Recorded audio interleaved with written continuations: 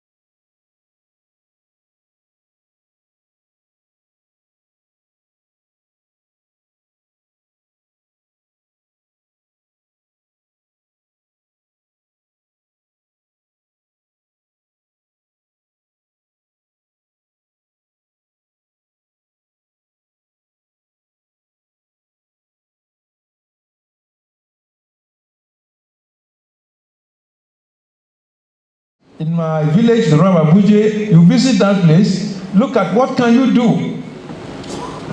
Dry season farming, what are we producing there? The produce there, are we taking it to Port Harcourt? Let's make arrangement with some buyers in Port Harcourt. And the people who will farm this, who will do it, we give them a backing.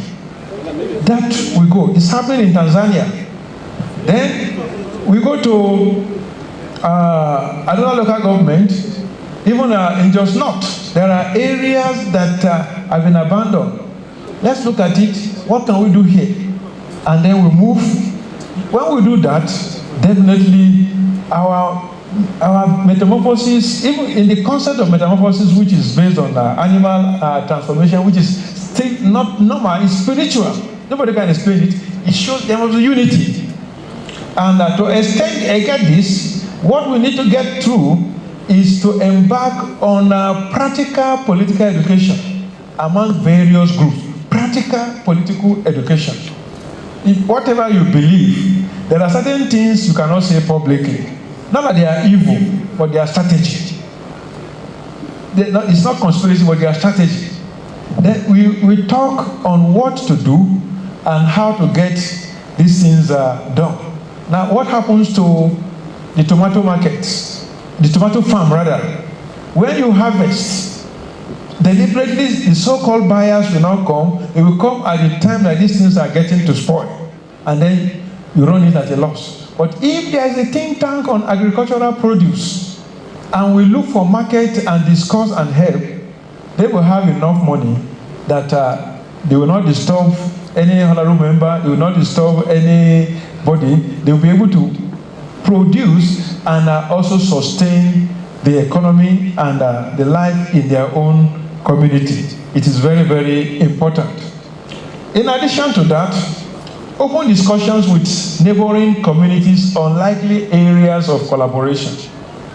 I grew up not to know the difference between Anagota and Berom in particular. And I joke with my Fizere friends that, look, Baba Azinyako was Commissioner Meduguri, so don't disturb us here. Go to Meduguri. I joke just on the latter mood. Say, Baba, it was the Commissioner Meduguri, not East. So when you come here, know that there is a landlord. They say, no. I say, even when we have quiz, they were part of Northeast, not part of Plateau. It was geographical boundary. So what I'm trying to say is that on a friendly note, God has made the Berom nation the head in terms of population, in terms of achievement. So you don't need to fight the small fish, but you need to bring them close. And then bring them close means proper education. And when we do that, I think there will be unity. And when we are united, they cannot penetrate into what God has given you. Like I said earlier, another thing we do is let us buy off produce. If they are making, there should be a way. Just like the JD Gunwalker idea of Nanota and Benue Plateau Marketing Board. When they were rubbishing Plateau produce, he started that one. And a Berom nation can have a marketing board. This item, and so on. I was not in Kano, it was in Kuru, I saw the pyramid. Kuru here, where I saw pyramid when I was growing up. Pyramid of cotton from Ghana, pyramid of granite. Kuru here. But the geography will tell us Kano pyramid. But there are pyramids on the plateau. Cotton, granite at the Kuru Trade Center, railway station here. So why can't we revive something like that? Even if it's not through railway, I think the Berom nation is capable of doing that. I will soon finish now. Then we need to tax government. If you are in government, at local government level, you are a Beroman, you have a duty to Berom nation. If you are in the National Assembly, you have a duty. We are very proud of you, our Senator ID. You did very well. At least you follow the footsteps of the previous people too, who are very bold.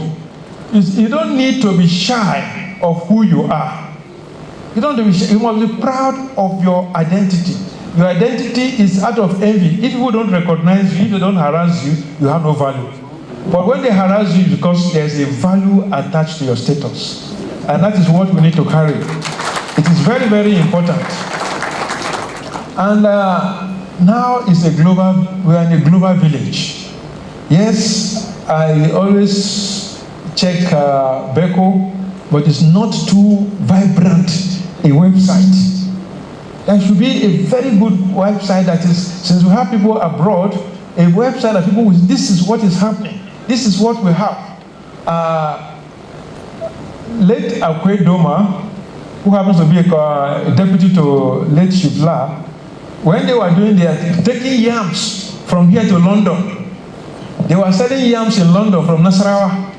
It didn't fail because there was no proper arrangement. But I know that the Berom Nation can sell more than yam in London, can sell more than yam in US, and the money will come.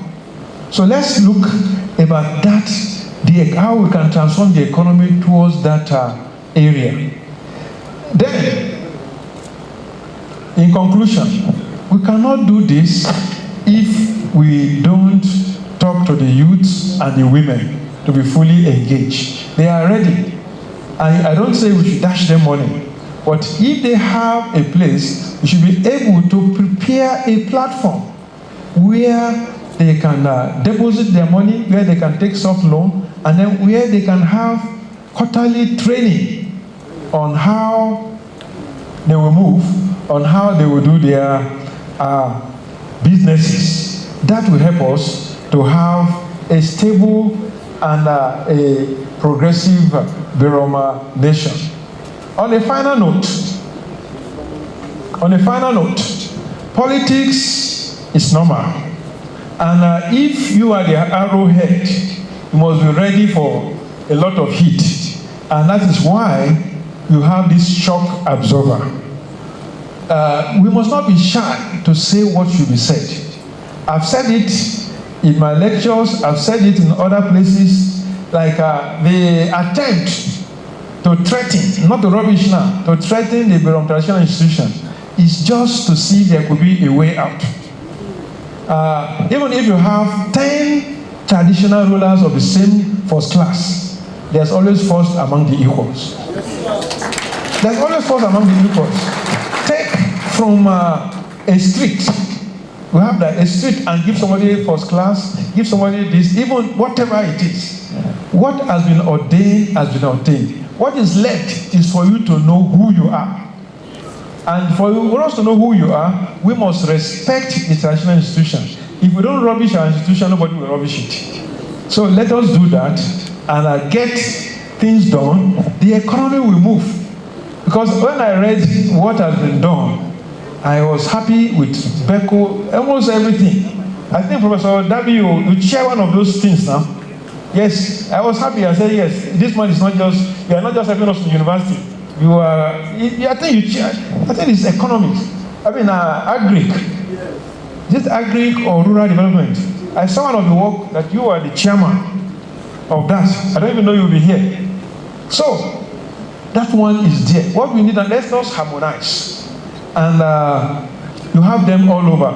For loss, Professor Pamshire, whose wife is here, is available. Professor Dabi is here. Professor Wong is there. Those I know. And people, they brought us up. So people like us, there is nothing we cannot do to advance the interests of the Berom nation. It's a pity that GNS is late. We discussed a lot, even about his book. It's a pity too that my classmate and friend, although he was older than me, Moses Gwong, too was a victim of who Berom nation is. We have beautiful ideas. I push my ideas to them on what I think should be done. But now that we have the government at local government level and at state level, let's not be timid. Let's be aggressive. And then I think everything will work. Thank you very much.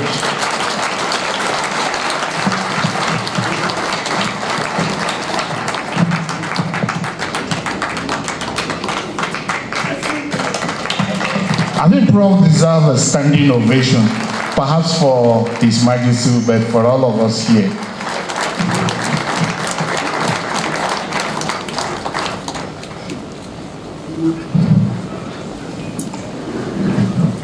can see what growing up in a Berom environment can do for someone. Once more, congratulations. You did justice to this paper. When he was talking, curiosity drove me to understand further what is metamorphosis. The one that I admire much is growing from a child to adulthood.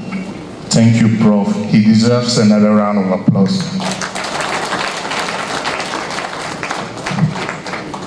Let me use this opportunity once more to welcome in and to recognize the presence of the Deputy Governor-elect, Honorable Ngo Chindu Josephine Pio. You're very much welcome. Can you give a round of applause and congratulations on your election. We equally want, and our brother, our friend, Nzem Berom, the special advisor to the Governor-elect on media. And when he was, let me quickly recognize the president of BECO. It's like they've shortened the name now to his www.com. Dara, it's good to have you here. And the student of BECO 3, can we give them a round of applause, ladies? They sang a very good rendition of the national anthem. And I understand the students of PLASU are here. They're going perhaps for us to relax. And I'm sure a lot of people have taken notes of so. But one thing I've noticed here, I've seen the aptness of His Majesty. This demonstrates his desire for us to grow from a childhood to adulthood. Let's give His Majesty a round of applause, ladies and gentlemen. PLASU, are you guys ready? Okay, you're welcome.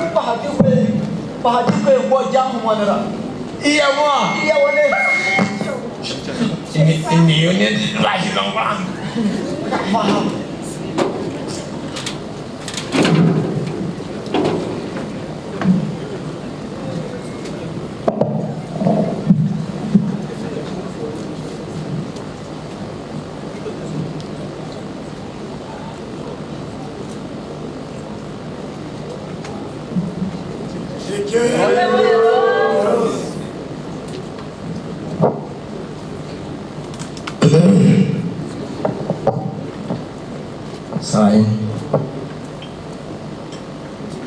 Urum da kekwa me. Me lain ne to wak paswaga. Ko asing ko mo de welbero. Korulolo. Ko komun gomuk umago de tiangale chuno. Ere baro. Ere bokumo, ere botoro. Kopie piaso, ere yoso. Mai lain dulu muk nera. Jam dari vei, dari tus. Denera vei. Ama gomok si gom iche vei. Lain ke bok.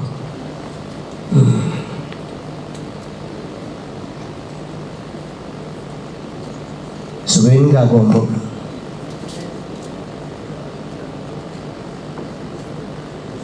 Vende chuno, vende piano, vende.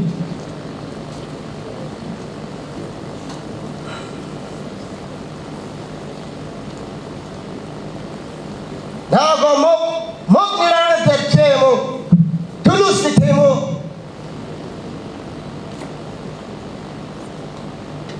Oh chun, oh pana, ngay. Jangan yang kata orang dia ho, lolo ada bi, teneram le temu, le mon teni ke bos benyamu, ada dare, tele nusu jang, veo de nyamu lo, yang kau rome bos cuy levo.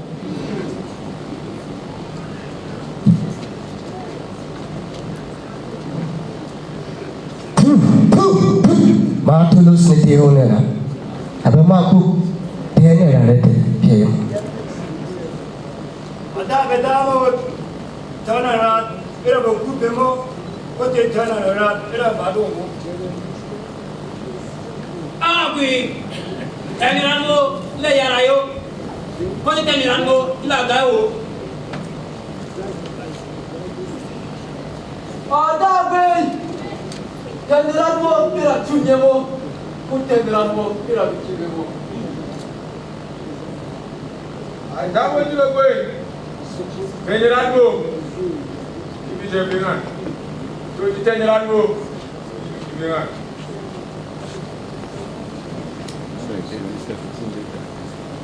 Asino, saling.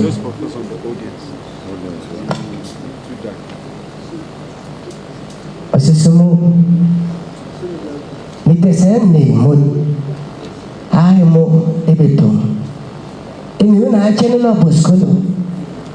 Ini na achen ebetum. Ra cha da bam kioro. Como tok iseda mamo ma ko batese meneza. Kume gomin. Mentok tikwede ka fom gomo ase fom de bayila meme. Masi samin ko ba mentok tigin. Deni kiufili weda. Asifa min mwa abe maku. Oyo maku goku. Asidi duk aku ya gapie. Solo yemo basi pita buat asi. Ni togos pierre ni kena sangale kago sangale vuel huye tu de chakole tok di weda. Ungolo rusa chuno vuel bawe barisi me yang vuel bawe barisi me bere. Masih mencing dengan ada, cing.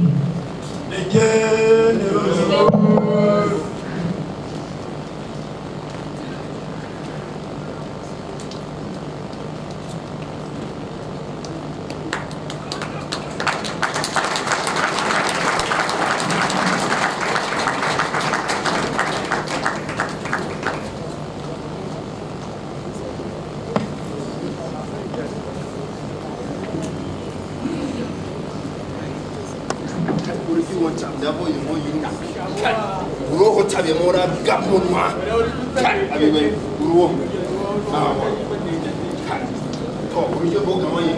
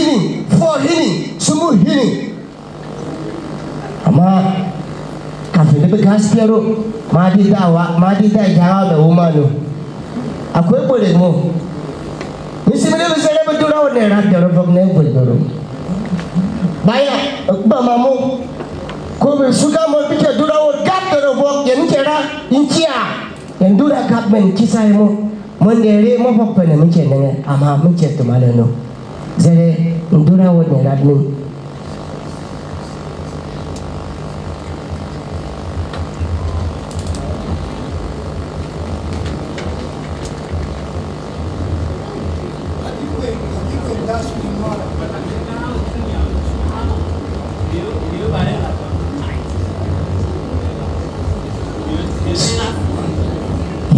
لهم دعاهم شوين ما دين الهارو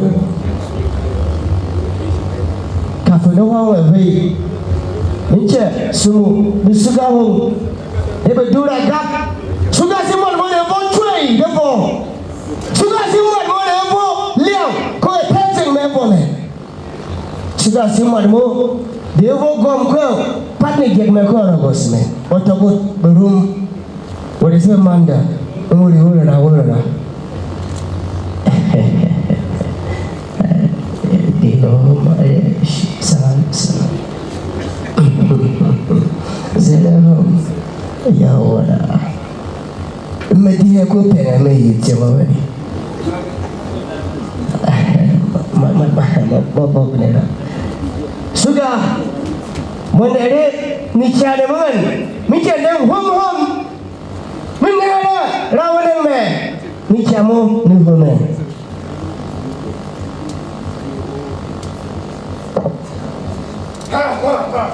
mewe suga wo kamiki la wera nzera wo ba pema de te la ma humbe ba ba di mo ande akete la ma humbe nga mo mewe suga wo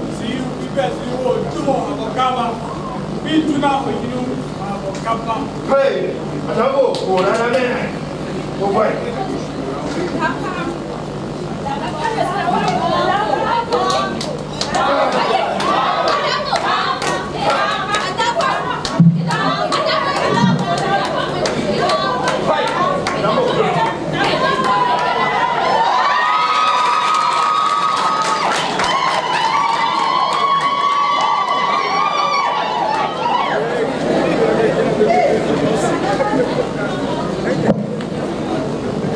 Asahum bima kubai ingwa bere iluma kubere wonwe karku bamba yeshe kago nera nero kodura me ko to kuba komhum keji kya keji shi manu homo ije za dagura na wadu fol berum ate kwamo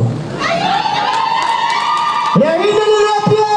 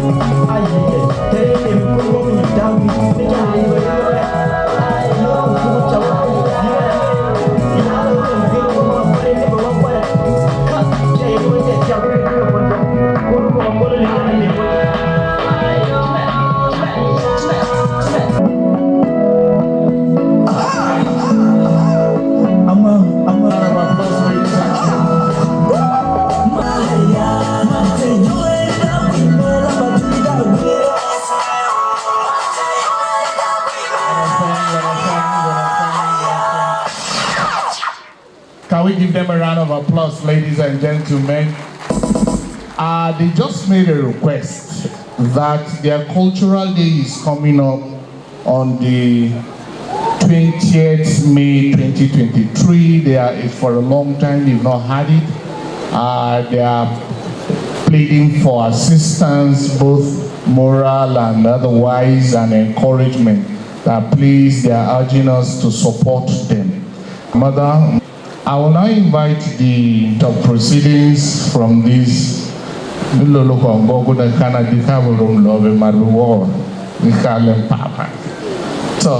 Chairperson, let's give her a round of applause, ladies and gentlemen.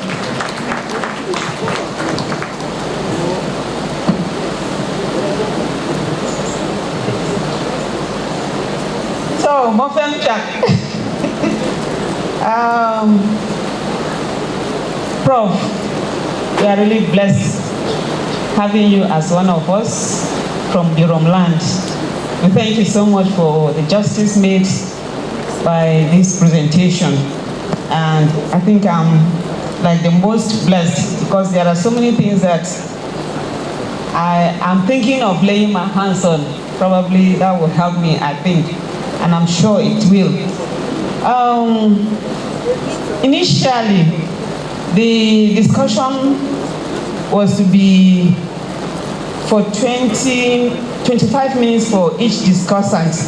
But again, I'm told we have another program, so for the want of time, I'm going to give each discussant 10 minutes. I'm going to be the first, then this, I hope I'm covered. And by the grace of God, we'll start with Ngo Esther Dogo. Praise God. I want to really acknowledge the person of Dabongom Darabimenje, clearly excited. BYM started. Thank you so much, Darabongom Jos. Berom economy and the future of the Berom economy. What in a sense it's saying is that what is the future of the Berom economy in this knowledge-driven digital economic era? We know that in the knowledge economic revolution refers to the change from an economy that is based on physical resources to an economy that is based predominantly on intellectual resources. You must know that this is a major shift because wealth and power of a people in ancient times was characterized by the physical resources, land, machinery, and other physical, tangible resources. But in the 21st century, we began to see a change in the economic world. We began to see that wealth and power of the people, especially in the developed countries, in the 21st century was mainly generated by intellectual resources.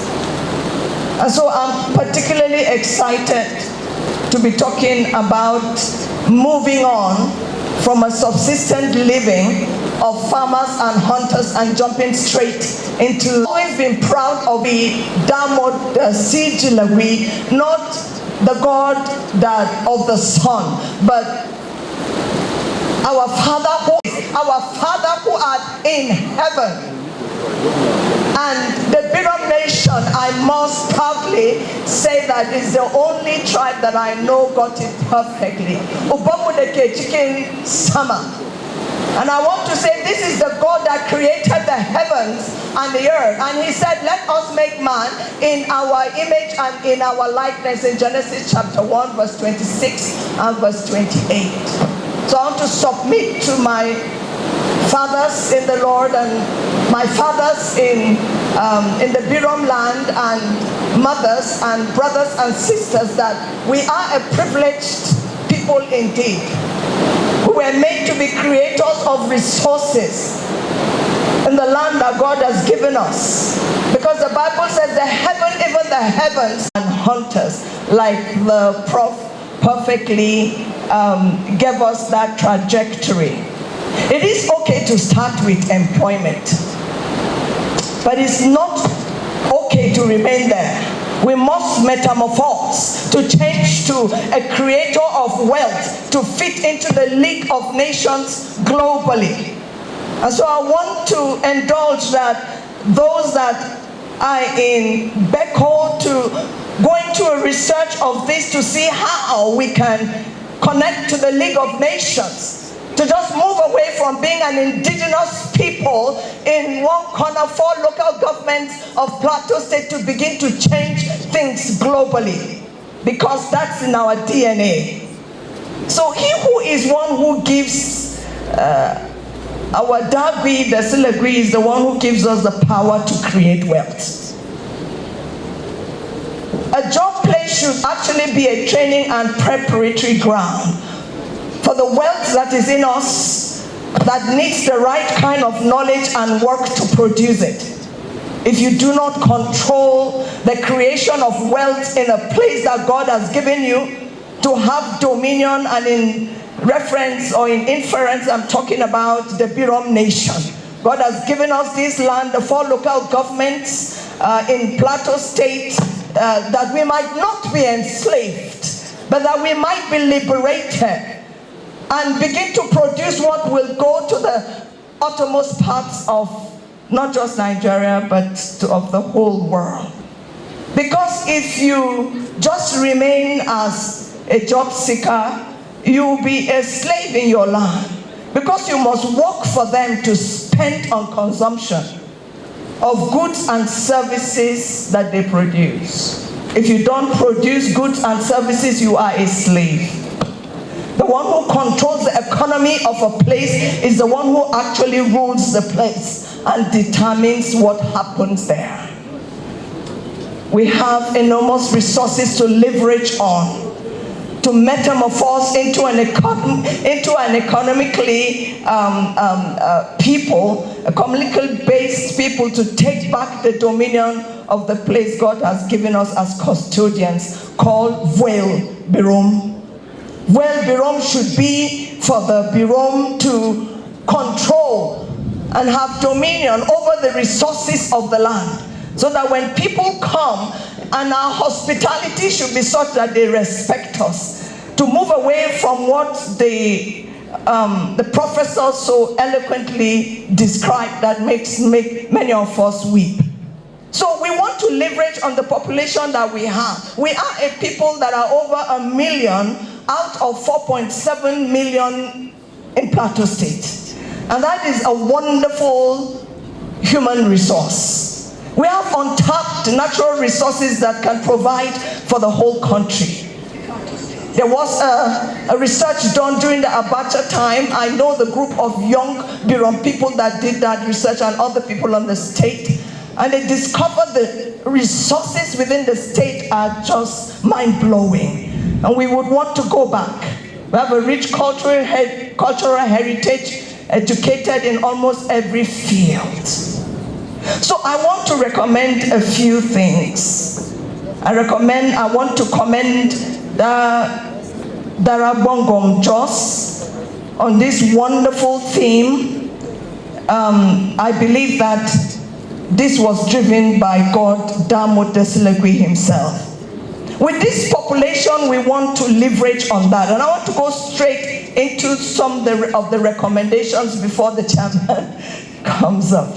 So we need to act now to take advantage of our abundant human resources and harness it with digital economic knowledge to drive the Berom economy at the 7 sectors of society for future development. I plead that we declare a state of emergency on the economy of the Berom nation. Because you see, especially in this region, we have sold the land. The insecurity that came since 2001 has incapacitated us in various ways economically, and the lack of the government, political will to take back the land. We need a mental reorientation from subsistence living to economic empowerment, a business entrepreneurship, commerce, enterprising mentality. We need a shift. The way forward on digital economy of the Berom people will be to set up a think tank, to chart the way forward, to seize the opportunity now in educating our youth with the necessary tools to enter into this new economy. The knowledge-based economy. We need to invest deliberately on knowledge acquisition, in these areas of the digital economy, in the technology infrastructure itself, that is the hardware, software, and networks. There are the digital processes that we need to invest intellectually in training and retraining our youth, by which businesses happen. In other words, the e-business component.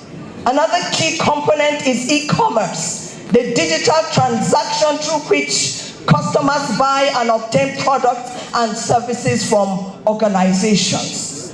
The Director General of National Information Technology Development Agency, NITDA, Kashifu Inua, at the 2023 International Women's Day disclosed that Nigeria's economy space has recorded over 4.4 billion investment as a result of strategic collaborations. And he said that this will give us a whopping 230,000 billion in GDP growth by the year 2025. We want to be part of the cake. We want to move away from the physical resources, where they ask us, drop it here. We need to take advantage of the several strategic programs and initiatives that NIDA has been implementing for the past 4 years that have generated this money for the country. We should take advantage of the digital economic policy strategy with NIDA, which is primarily implementing to train our people on the necessary skills to engage in this world business space. It's the cloud. We must move into the cloud. We should be strategic about driving the Berom nation's prosperity by boosting digital innovation, creating an enabling environment that maximizes the potential of all Berom people, promoting their ability to contribute to the economy and ensuring their improved quality of life and well-being. We should come up with key initiatives to support technology innovation, including technology entrepreneurship. We can initiate capacity building clusters on ICT and entrepreneurship to support digital literacy in our people across the 4 local government areas. These digital literacy clusters can increase knowledge and use of business tools that can help promote our people's entrepreneurial and career pursuits, increasing distance learning and distance work programs and opportunities, as well as financial inclusion. We need digital transformation and education urgently to catch up with other developed tribes in our country. We must take into cognizance the different challenges that we have among us in the form of social, economic, and cultural barriers, which are hindrances that forestall this kind of bold step that the Bongom is bringing to his people towards this inclusion into the economic arena, because apart from major hindrances that showed up recently in form of insecurity, there has been economic, educational, and political hindrances that have been there for a long time. It's time for us to arise. So we must work hard to come up with barrier circumventing opportunities that will transform the lives of our people. And I want to say that I look forward to this new economy, and I look forward to seeing our people taking back that which has been forcefully taken from us. Thank you very much, and the Lord bless us as we finish this. Thank you very much, Ma. I tell you, I read in a report from the National Bureau of Statistics 2022 that showed that about 133 million Nigerians are multidimensionally poor. And I believe the Berom nation alone can redeem the whole country from this poverty. Sir, Dapam, what do you have to say?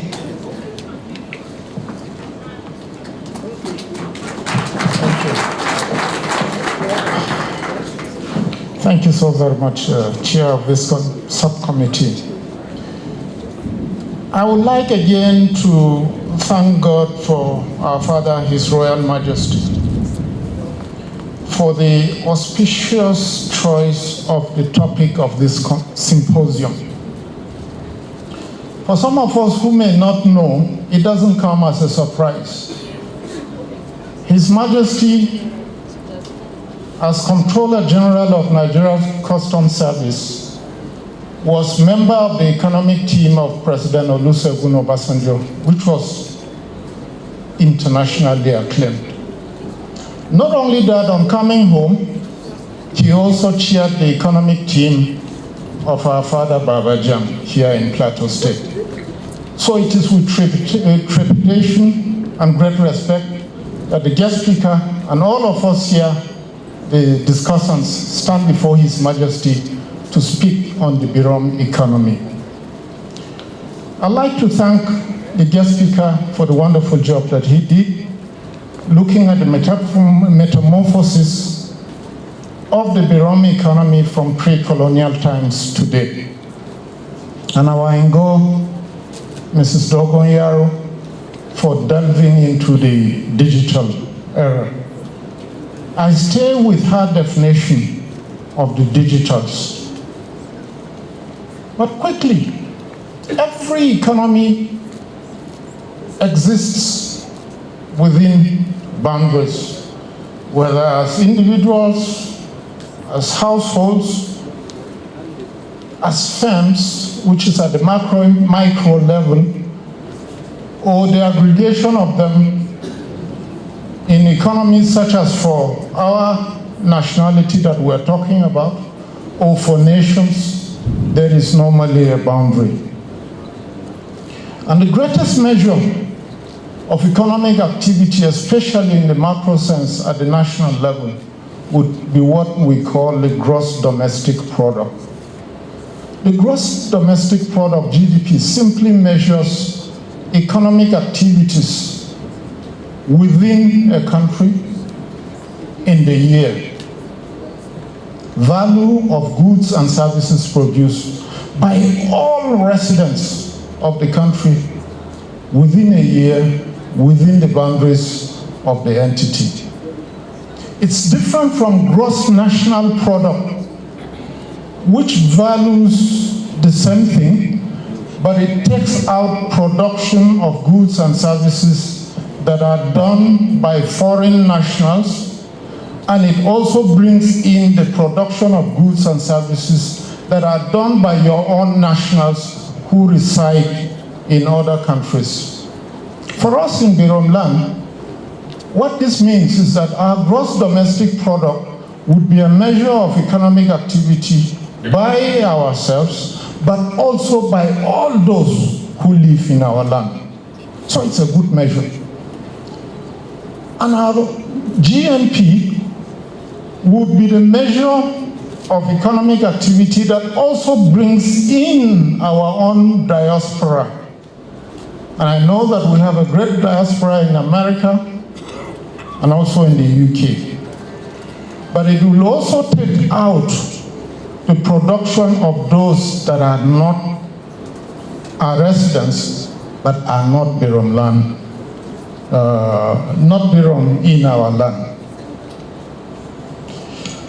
I would also quickly want to define the boundaries of the economy, the Berom economy.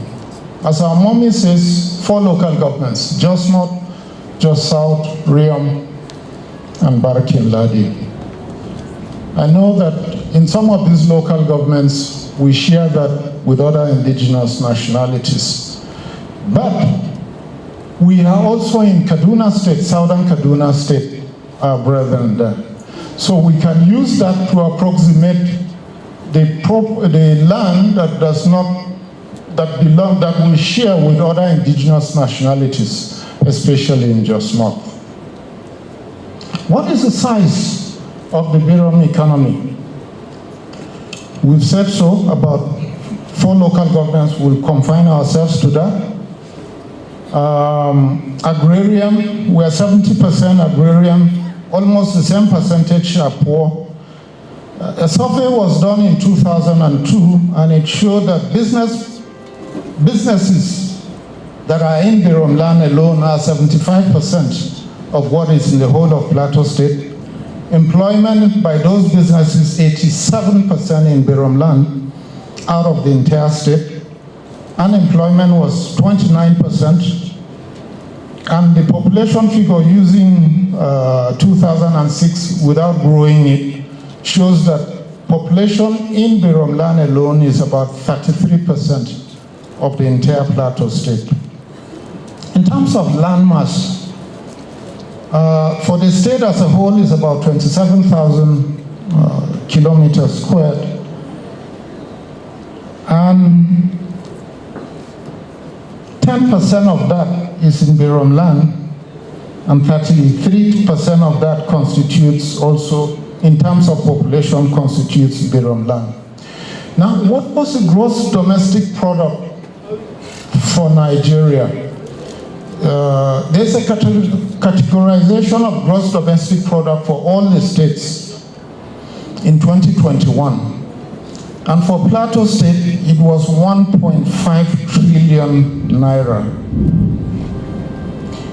If we take 1% of that, it gives, it's about 1% rather of the entire GDP for Nigeria, which was 169 trillion naira.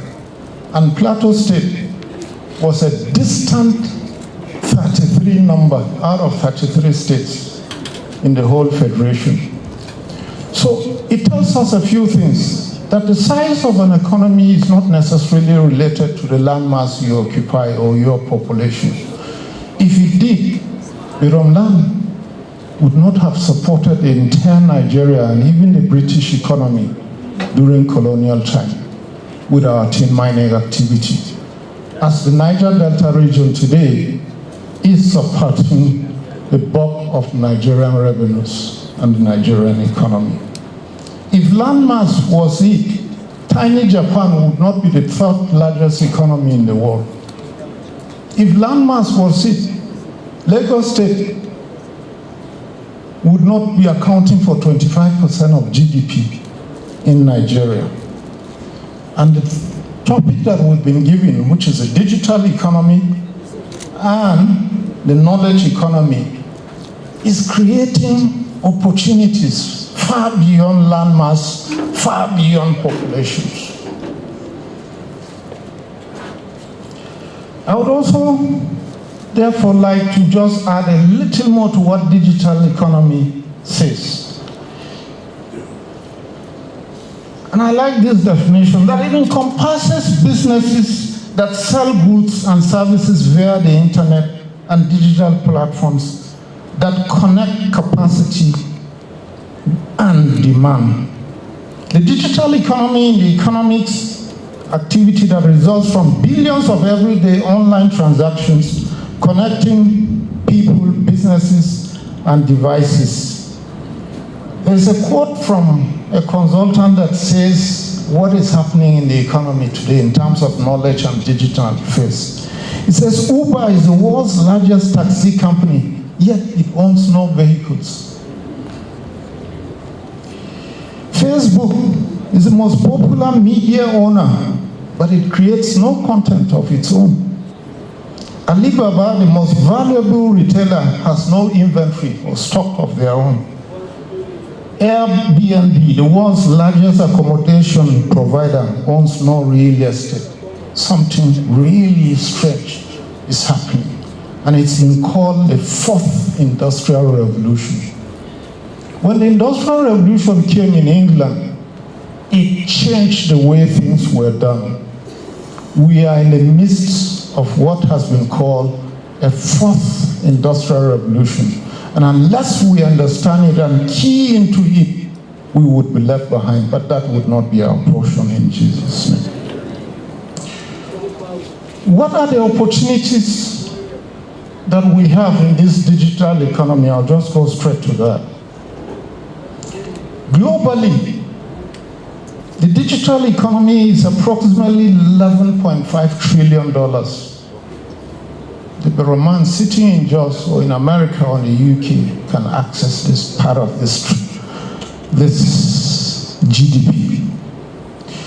The World Economic Forum also says that about 60% of growth of GDP will be digitalized as from next year. And that over the next 10 years, about 70% of value will be created on the digital economy. These are opportunities that are available also to us as Berom, sitting here or outside to access for our betterment. There are the traditional economic sectors that our guest speaker spoke about. Agriculture, mining, they are still good. But so many changes have occurred. At independence, agriculture accounted for 60% of GDP. Today, last year GDP is only 24%. Not only that, when I was looking at the figures, I found it so intriguing. It had never occurred to me before that crop production is the one that constitutes the bulk of the contribution to agriculture. Livestock, crop production has the bulk of that 24%. Livestock, all animals, including the ones that are often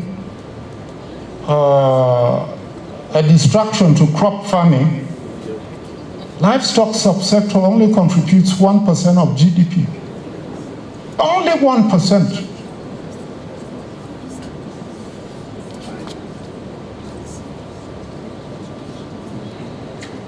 And livestock includes cattle, includes piggery, includes poultry, which is here on the plateau. Only 1%.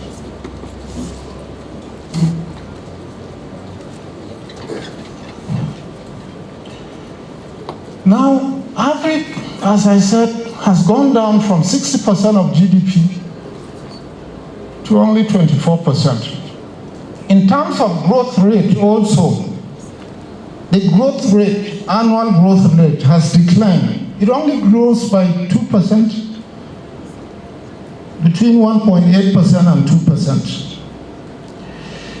Mineral subsector, mainly oil, is still high, it's also good, which took over from tin in the 70s, and also eventually took over from Nigeria as a whole, also in the 70s, is still contributing a major chunk of GDP, about 7%. The growth rate is also still high, about 18, 20, and 27. But this is the sector that is contributing the most, of course, and the mainstay of the Nigerian economy. But information technology, which is the knowledge economy, which is the digital economy that we are talking about, and was literally not there at independence. Today, it accounts for 11% of GDP in Nigeria. And the growth rate is high. It's about 7% going to 10% annually. And in economics, as in business, you want to go into the sectors that are measuring up to your production, that are also measuring up in terms of growth, because you want to share in that growth. Yes, there are still opportunities in agriculture, distinct, and we would not leave those, but we would pursue them in terms of value addition. As our guest speaker said, he found tune in Onigbunde and was wondering who did the processing and so on. I know that one of us does that. We need to go into value addition. Tomatoes, wonderful production. There was a tomato here in Jos, but I know that they took, it's now in Kaduna. Even potatoes, what they have done is they position them in the borders of Plateau, but taking advantage of the opportunities in Plateau while doing the manufacturing elsewhere. It's the Lagos-Ogun kind of situation where a lot of manufacturing takes place in Ogun State, but with an eye on the Lagos market. What we ought to do is to create the opportunities, the environment that enables industry to establish here on the Plateau, do the value addition, create jobs, rather than export them elsewhere. Education and human capital skills development. If we are talking about a knowledge economy and a digital one, it's clear that we must invest a lot in education, and not just any type of education, but the education that is relevant for the technologies of the times and for us to take advantage of the opportunities that are there. Last year, EU gave a huge grant available to Nigeria to expand capacity, grants and loans, almost 600 million euros. These are available for our people to access and to increase capacity. The guest speaker spoke about a robust statistical base and data, and we thank Beko for the great job that the President and the General Secretary are doing. And when I was doing a little inquiry to come to this paper, I checked. We have a statistical bureau in Plateau State. I checked. Nothing on their webpage. I asked one of them, he says they have manpower statistics. If I could get manpower statistics from head of service, from Civil Service Commission, what value addition is there to get the same manpower statistics that is not even available on the webpage of the Statistical Bureau? I'm glad Ngo is here. These are areas that we would need to look at in order to build a robust statistical base. There was a GDP analysis of 22 states. Plateau is not there. And that's because when you have this kind of statistical bureau, how would you be hooked to the national level? You wouldn't. And so the opportunities that come with being visible to the entire world, to the nation, you miss it.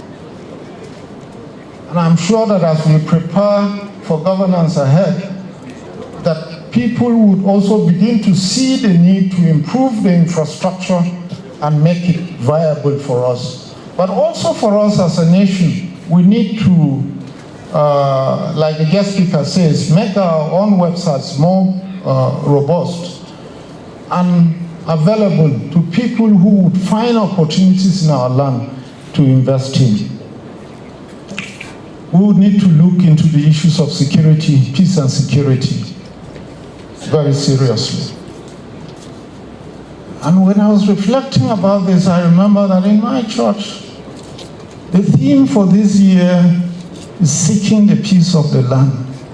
And it struck me that that message was given to the Jews, not in their homeland, Jerusalem, but in Babylon, the land of their captivity. And they were told, seek the peace of the land. In it is also your prosperity. If captives would be asked and would commit themselves to seeking the land of their own captivity, how much more so should we, as indigenous and residents of the place that gives us livelihood. Finally, I believe that there is no better time and context to say this than to wish that Nzem Berom would become, for us, physically or financially sustainable. And beyond that, that Nzem Berom will be an opportunity for us to find money-spinning opportunities for the land. I thank you so very much indeed. Dara Yusuf Pam, we really thank you for that thought. We have the land mass, we have the population. We are no longer operating the hunting and gathering. We are somewhere today. How do we strategize for tomorrow? We can only harness our God-given endowment, and we'll be able to metamorphose into a digital economy. Professor Dabi, what do you have for us?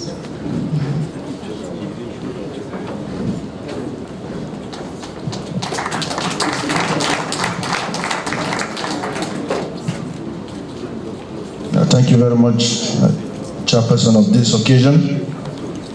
I down my cap to His Royal Highness, the Royal Majesty, the Bongom Jos, Traditional Council, and all our political elites that are here.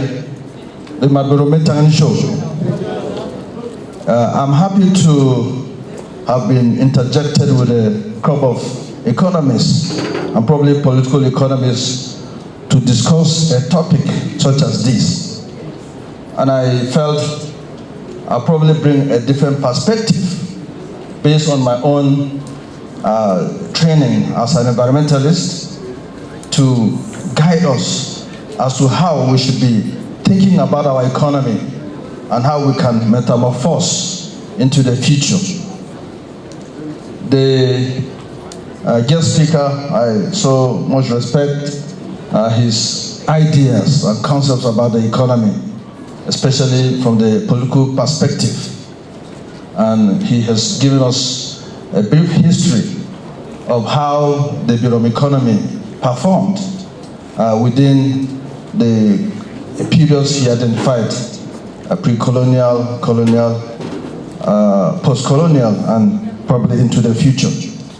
And we must know that the economy is based on sectors which they must have identified from the primary sector, which produces the raw materials, to the secondary, which processes these materials, the tertiary that distributes them in terms of goods and services, and probably the quaternary, which brings the knowledge-based economy that we are talking about today, because it's the advantage of economic development. And I thank my other colleagues to have dwelt so much on the digital economy, which is the economy of the present into the future. What must we do to key into the economic discourse in order to liberate our people from poverty into better lives? But I want to digress a little bit to alarm us as to what it means to have a sustainable economy. And we have to think about what we call the circular economy. Now, before we do that, we must know that our economic lives, our livelihood, must be built on something. We have to survive. We have to live. If you look at the population of the world and what percentage has keyed into perhaps the digital economy, you know it's a very small percentage. The bulk of the people are still in poverty, hunger, and lack. And if we continue to look at how money can be generated, we also need to know that there must be food on the table for people to survive. And the issue of sustainability becomes apparent. For a long time, our people have been practicing kind of subsistence agriculture or subsistence livelihood. You produce a little for the family and very little for the market. And people have begun to progress into a market economy where we produce surplus for the market and all of that. But you can see the dynamics of the world population, the dynamics of the world politics, and other things have a big toll on what happens now and into the future. For example, the Russia-Ukrainian war brought panic into the global economy when there should be a kind of peace accord to make sure that food is transported from Russia or Ukraine to other parts of the world where hunger is beginning to bite. And with what is happening today, it may be worse in the near future. So we must take a step back to know what is happening globally. And the issue of circular economy becomes apparent.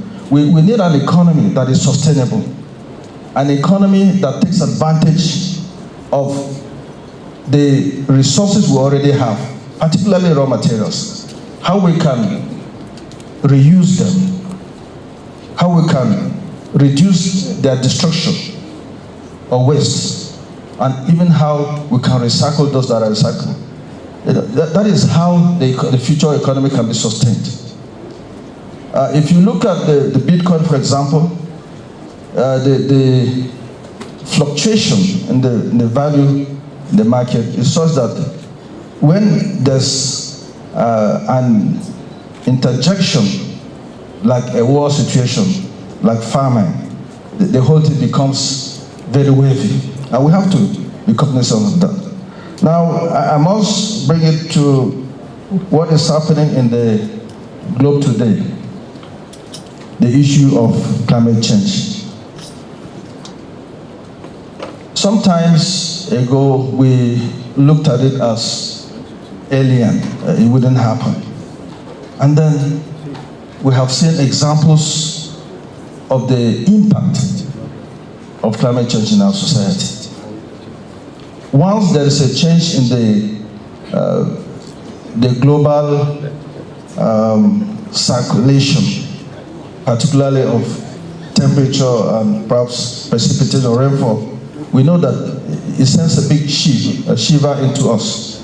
Because if we do not produce what can sustain society, then even if we make billions of naira in the economy or dollars, it may amount to very little.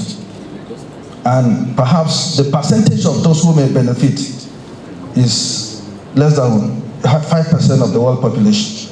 And it's something very scary. Now, from the traditional economy to market economy to service and then digital, all of those have to be put in perspective or put together into the circular economy I'm trying to promote here. And we have to understand the way the environment operates, because every resource or every source of livelihood depends on the environment. If you take Plateau State, for example, we have every resource that can be harnessed. Some of these resources can give you income, much more than what a market could give you over time. But then it's even usable. So we have to find a way of harnessing these resources and utilizing them. Not just utilizing them by producing and selling, but we have to process. And by processing, we can go a step further into production so that we can make the money from the resources we have. Nigeria is backward today because of what? We produce the oil, sell the crude, and then import refined. We can never grow, and that's why we are where we are. So Nigeria must deliberately find a way of processing this crude. Likewise, in our economy as a Berom people, my colleagues have mentioned, we have to develop the industries that will process the products we have. We must have a market that these products can go into. An economy is not in isolation. There may be exports to other communities or states or even abroad so that the income will come. And in the process of doing that, we have what can sustain us as a people. When we do that, then we are secure of a future. Now, if we look at the population of the state, probably 33% of the population. And out of the 33% of the population, how many people have the basic knowledge to do better than what they are doing now? So education must come in. While these students were dancing here, I was almost in tears because I know what we tried to do when we had an opportunity to be in the state university. We made sure that our children go in there. And I'm happy that they are maintaining some level of purity in the sense that they can remember the culture, which they have demonstrated in their playlets and songs. Unlike their counterparts who may be in an urbanized university like the University of Jos or outside. So while we sustain the economy, our culture must also be sustained. Because as a people, we cannot afford to lose all of that. And I'm happy that this is going on, and they have developed a culture of knowing themselves and maintaining their culture. So we have to go beyond some of these economies we have mentioned and to ensure we produce materials that can be recycled, we produce materials that can be used into the future. If you look around, 10 years ago, the whole place was littered with metals and all of that. Today, you can hardly find any metal around you. If you have any metal loose in your premises, the next day you don't see it. What is happening? People are finding money in that because it's a thing that can be recycled. Today, if you look around, you hardly find any plastic bottle on the street. People are harvesting this and saving them. I moved around, I saw baskets or mosquito net full of bottles, plastic bottles. It's not just for fun. There's a market for that. How many of our people are engaged in these activities? And I remember about 3 or 4 months ago, the metal that in my driveway was just disappeared. And I began to ask what is happening. And I'm told that there's a man that sells scraps in Angle D. And we have to go there. You can see the the market that is going on there. People bring in metals, even nails that, falling from a construction site are taken, and all these people, and he buys them. The next day you will see a trailer load of metals to be sold. Who is this person? It's not a Berom man. What are we doing? These plastic bottles that I mentioned, you see them, who are the people gathering them? We are not involved. So we are missing into the local economy, which will sustain the majority of our population. This we cannot leave aside. We have to know what is happening, key into it. And sometimes I feel like I should maybe resign from lecturing and begin to do these things, because the value in lecturing is probably lost. And it's better for us, for one, to begin to practice what we preach in the classrooms so that the economy can be better. We have to key into the local economy by harnessing the resources that are going west within our societies and to make sure that we have a sustainable future. Other resources suffer the same fate. The tin mining, which has become like a savior to most of our youths, even though the practice may not be, it's crude, let me say, the practice is crude, but it's bringing some level of survival to our youths. The number of persons who are engaged in this second cycle mining, I call it second cycle mining because it's from the relics of previous tin mining activities, is giving food on their tables for those who are wise.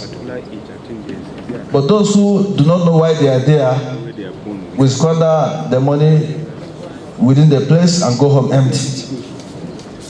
How can we educate them to take advantage of this God-given resource and where to do it and where not to do it? Because they're eating into farmland, valuable farmland, into even residential areas. In fact, I was discussing with some people, and I won't mention where, but I was afraid that maybe in the next few years, buildings may begin to collapse because the underground has been eaten up. I know in years past, second cycle mining was done along stream channels or former mining sites, and people could still get something. But it has gone, people have gone wild on this. We need to correct them, to guide them as to what to do, how to go about it, and what to use the income generated, so that there can be a future in the business. If you look at so many other resources that are, in fact, that has even affected agriculture, as a means of sustenance for our people. You want to get somebody to work on your farm, you say, will you give me what I can get from a tin mining site? Of course, we cannot pay for that. So it tells us that if we don't reorganize, we may not live to key into this digital economy. We have to reorganize our people to orientate them so that they will understand what they are doing and how to manage the resources they get so that we can have a better future. Even the digital economy should be in a manner that we have to look back to invest in other sectors of the economy that will make our living possible. I thank my colleagues for dwelling so much on those other aspects of the economy. I said, let me give us a different perspective as to what we should look backward. We have to live to key into the future. The issue of climate change is staring us at the face. Very soon, if we continue with the nature of production and global temperatures continue to rise, we may not even be available to benefit from whatever kinds of investment. You look at the floods that have taken place in the last few years are all related to the global warming phenomenon. And these are things we have to open our eyes to see and begin to correct them. If not, the future we're planning for may not be there for us. I pray that our leaders, together with all of us, will begin to have a rethink as to how do we develop ourselves? How do we develop our economy? How do we sustain ourselves into the future? Thank you very much.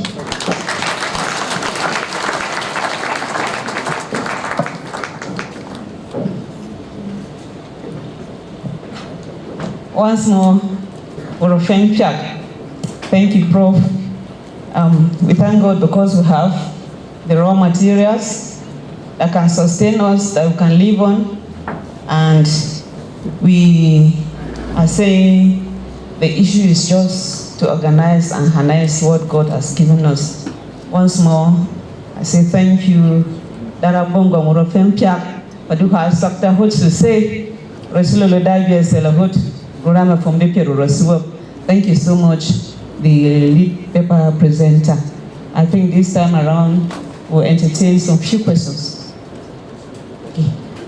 Okay, thank you very much. Thank you. So, Muffin, can we give them a round of applause? Ladies and gentlemen, we've reached the height. I'm sure we're coming down. They said behind every successful man, there is a woman standing behind him. Let me quickly recognize the presence of our father, Professor Nelson Ochepe, former DVC University of Jos. Can we give him a round of applause? Understand, I should, as part of this interrogation, that just give you a few minutes to talk about Rizga Mva. I'm sure it will add value to what we're saying. Let's give him a round of applause, please.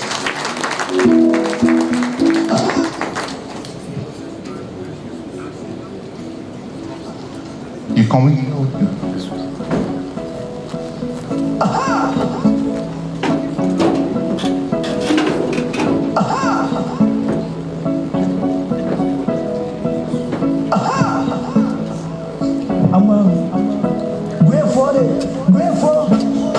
Spare Her Majesty Wambonjos, Kenaros, and other chiefs, sure, people on the high table. My wife insists, so I have to do this. So I'm reporting to the Wambonjos formally. Two things. I saw somebody in the room. His name is Minty. He was the first Biroma I met. And his father, I didn't know anything about Berom at that stage. I was a young man traveling to Zaria for the first time, and I had to sleep in their house in Jos North. He's here. Should better show himself to you. Maybe that's why I came back to Jos and to Plateau. I was asked to talk briefly about Rizga. For about 10 years, we've been doing some research work on Rizga. I'm a pharmacist, and as a pharmacist, I was interested on how we could use Rizga for formulations.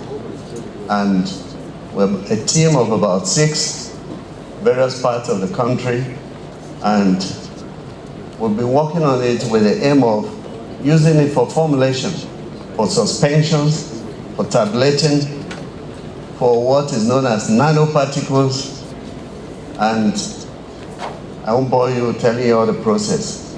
But the most exciting for us, and I think this is why my wife insists I should say something about it, and Mrs. Best, we decided let's escalate it to vaccines. And one of the major challenges for vaccine has been maintaining the cold chain storage system. You may get a Newcastle disease vaccine, and then you give to your birds, and the birds still come down with the same disease.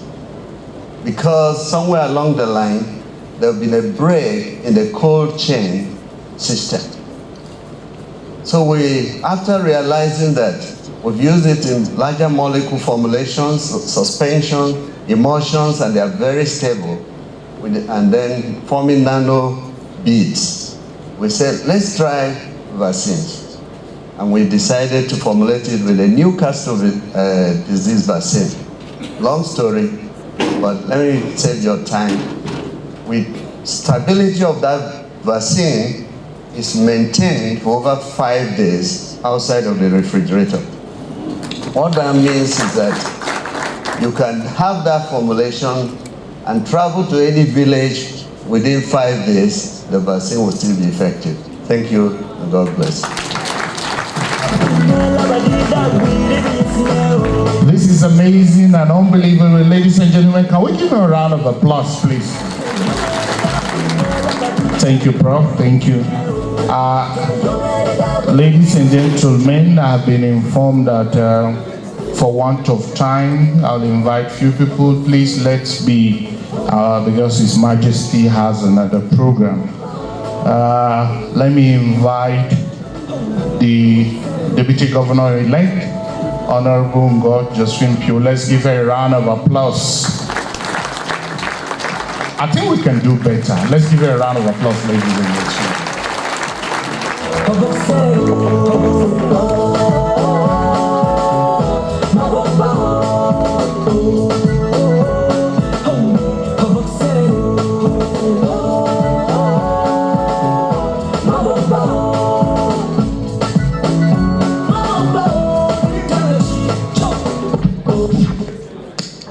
Your Royal Majesty, our father, the Bongom Jos, other traditional rulers that are here, our distinguished senator, former minister, our member House of Representatives, Honorable Bagos, members House of Assembly, our father, the Beko chairman, our mother, the Bida chairman, president, the beautiful and wonderful presenters, the chairman of the occasion, other dignitaries, our elders in Berom land, distinguished people of Berom land, both women and men. I greet us all in Jesus' name. Permit me, if I have not mentioned you, to rest on the already established protocol. I want to thank His Majesty and also appreciate him for this wonderful symposium and the topic, the Berom economy, a metamorphosis. Every nation moves from one level to the other, and Berom nation is not exempted, it's inclusive.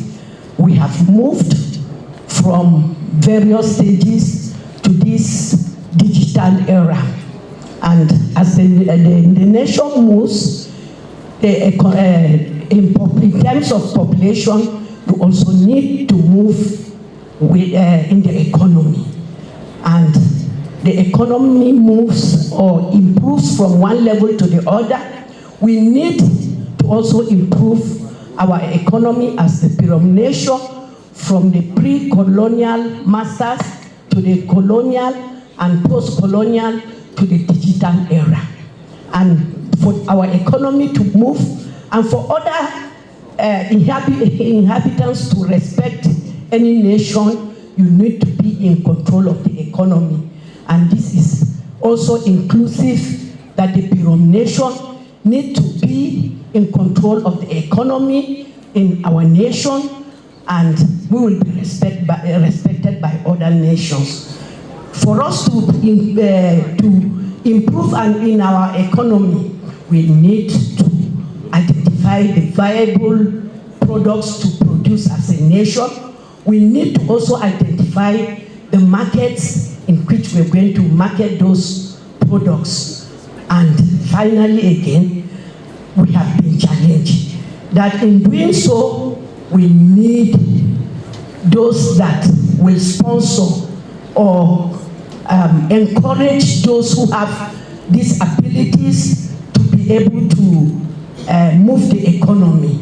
We cannot continue with the economy of Asoka or Asoki. We need our middlemen. We need to find markets for our products. I think this topic, I am challenged, and I believe many other people are challenged. We will make sure as the Berom nation, we as stakeholders must at least be united and look for the way forward to improve our economy in the Berom nation, for us to be respected by other nations. I want to sincerely appreciate everybody, particularly the presenters. You have done a very wonderful job. I want to say that this should not stop only during Nzem Berom, but our youths also need to have similar educative and challenging topics. I think it will go a long way in helping us. Thank you very much. May the good Lord bless us and have a wonderful Nzem Berom tomorrow. We want to thank Your Majesty for all that you do. doing for us in Berom land. May the good Lord continue to bless you with abundant long life, abundant grace, and all the enablement. You have been so wonderful to your subjects. We thank you, Dara. That we are very Then Lord Polonese, I want to appreciate everybody. May God bless every one of us. Thank you. Thank you, Your Excellency. I'm sure this paper is also in itself an agenda setting from the Berom people. Let's give a round of applause. Let me invite the honorable member, Honorable Musa Bagos, Dachi Musa Bagos of the National Assembly.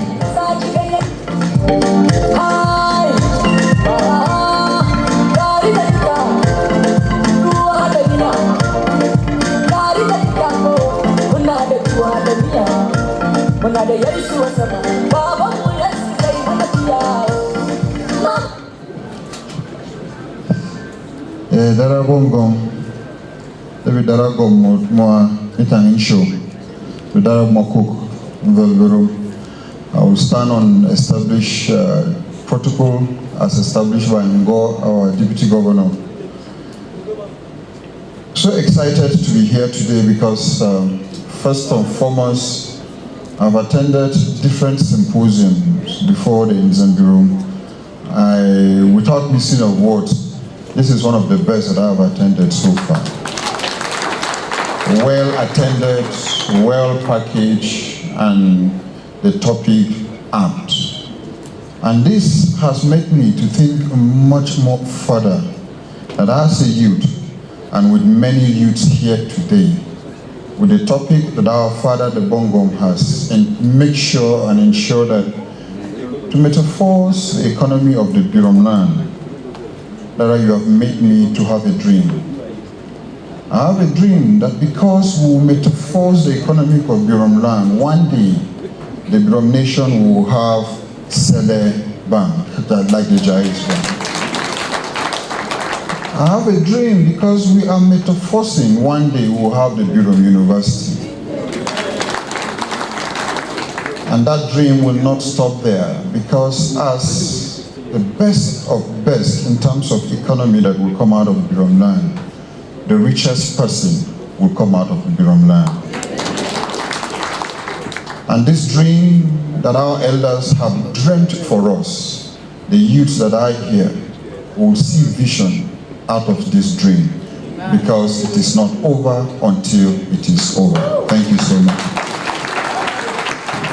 Thank you very much. Can we give him a round of applause?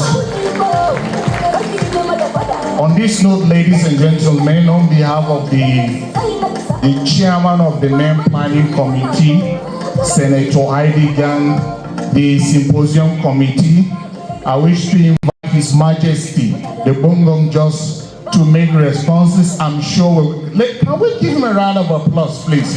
And can we give him a standing ovation? Yes, we are gonna be a fool. Yes, we are gonna be a. Yes, we are gonna be a fool. Yes, we are gonna be a. Babo, yes, we are gonna be a. Yes, we are gonna be a. Babo, we are gonna be a fool. Yes, we are gonna be a. Mama, yes, we are gonna be a. Yes, we are gonna be a. Mama, yes, we are gonna be a. Yes, we are gonna be a. Urum, urum, urum.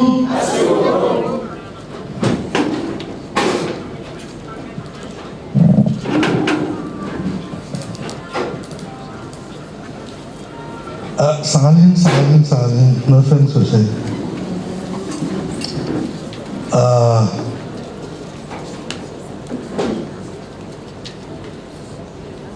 Major, I want to sincerely thank you for speaking to us, and you reminded us of is it Soka Baptist Church? I want to believe we'll go and worship there one day and maybe propose a change of name because we are no more Soka. You see, of a truth, if you don't take time you will miss your way because the Bongom has been spoken about as if he is the only think tank in Birom land. I definitely am not. The planning committee had proposed for this symposium to talk about Birom history. And I know the chairman was there, Mrs. Achekwe was there, a couple of others, and I said, talking about Birom history is not going to be a 2-hour, 3-hour thing. It's going to be, the day we will hold that one, we will need to have lunch here and begin again because it will take a long time. I said it will take a very serious thought and presentations from very many people. So I suggested they change the topic. And of course they saw reason with me. And as everybody was thinking, I just mentioned maybe the economy. And then it was either the chairman or Mr. Chepe who now quickly said, the Birom economy a metamorphosis. And we said, fine, that is good. So please, it's not only me alone. Let's give credit to everybody who has contributed to what we're doing today and what the entirety of the Nzem Berom is all about. I thank you for acknowledging me, but don't make me feel like a teen god. I'm not, please. I'm just another humble Birom man who happens to be leading the pack by the grace of God.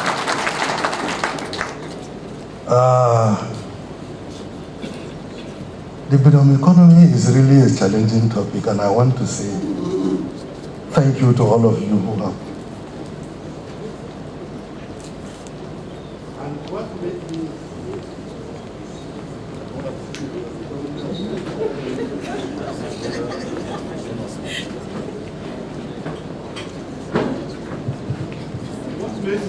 very happy is one of them suggested a think tank. And already I have the think tank. After the Nzem Berom, I will sit with the main planning committee and immediately will appoint a think tank to design the way forward for the Birom nation in terms of the economy. And so all of you who have been here, you will have a challenging time because we'll have to put something down and a strategy to mobilize and move our people forward. I remember when I was in Lagos in the early 80s, it will surprise you, I used to go to the market. I go and buy foodstuff. And you go to the market, mile 12, or Sangros market, or there's like, you will see tomato here, you will see tomato here. You will see potato here, you will see potato here. And for the naked eye, they all look the same. But the Yoruba woman will give you different prices. And you say, why are they different prices? This one is from Jos. And despite that I wanted a cheaper price, I felt happy that it was from Jos. And the Jos one is the more expensive one. And that is how much our produce here have been recognized without even we recognizing it. We will still go back there. I took a very irrational decision some years ago. I got imported seedlings of potato, and without any technical knowledge, I put some in my farm in Vuang and some in Heipang. And like I'm saying, without any technical knowledge, if you see the potatoes that came out, Dajang drove to my house in Madu one day, and he saw them from a little distance. And he said to me, meaning, what type of yams are these? I said, these are Irish potato. And he said, wow. Of course, he had to take some. But what angered me was somebody brought buyers from Port Harcourt. And they happened to be our brothers from up country. And they looked at the whole farm. This was in Haipang. And the price they were giving me, I'm sorry to say sometimes I can be erratic too. When I had them, I said, okay, go away, go away. I said, go away, go away. And they had to leave. And I just distributed this thing, people ate it, and I didn't even think that they were all eating plus the seedlings. So since then, I have not done potato. But I still want to go back to potato again if we organize ourselves very well. A number of times the paper presenter mentioned what is this? Cooperatives. For us and at our level, we will need cooperatives. Not just registered cooperatives, but well-trained people who can manage cooperatives. Mrs. Chekwe will remember, when I was still in office, a team of them came and we were discussing virtually what we are discussing today. And just by the grace of God, I had an experience with one Reverend or whatever, Ogungbemile, who was the one that packaged the police cooperative, which is the best in the country today. And I engaged him to do the same for customs. And honestly, he did it. Because the custom cooperative was put in place from 1952. And as at the time I was CG, they didn't even have one kiosk to sell provision. And in fact, no, that was just before I became CG. I was the ACG admin. And I made sure that cooperative died. But I quickly sent an officer to go and understudy the police cooperative. He came up with a very beautiful report, which I recommended to management, and management accepted. And we started a cooperative society. As at the time I left office, there was almost 500 million naira in the account of that cooperative. And we had agreed to establish microfinance banks. Because my thinking was, custom is said to be very corrupt. Mind my language, I said it is said to be very corrupt. But it's a whole lot of a story that I will one day speak about my experience as a CG customs. I discovered that everybody is packing their own corruption and dumping on customs. So we decided on microfinance establishment banks. My thinking was, when you come in as a new custom officer, after maybe 3-4 years, you can go to that cooperative, microfinance bank, take a loan, establish your own business. Maybe your wife is running it, maybe your brother. And you are making money from that business. It will reduce the corruption issues for which customs was being accused. What happened after I left, I don't know. So we spoke with Mrs. Ochekwe and a team of others But unfortunately, our thinking, I had challenged her to check her record. We still have, she still have what we documented as the way forward. Because it was 2006, and then we had those plans. Reverend Ogungbemile came and spoke to them for about a week here. Dupe Adelajad, who was in charge Simidan, came and spoke for the way forward. We agreed. Politics is around the corner, but whether we will get it or not, let's start something to establish a Berom economy. You know, this politics is a very wonderful thing. It killed our dream. So this is an opportunity to revive that dream. The Berom economy and metamorphosis. And I remember we said, when we start, if we are making progress, let's share with our neighbors. Because I know, if every day people are passing by your house and they are smelling good stew and good this thing when they didn't eat, and you are not sharing with them, one day they will invade you and bring you worse than their level. But the Bible teaches us to share with one another, isn't it?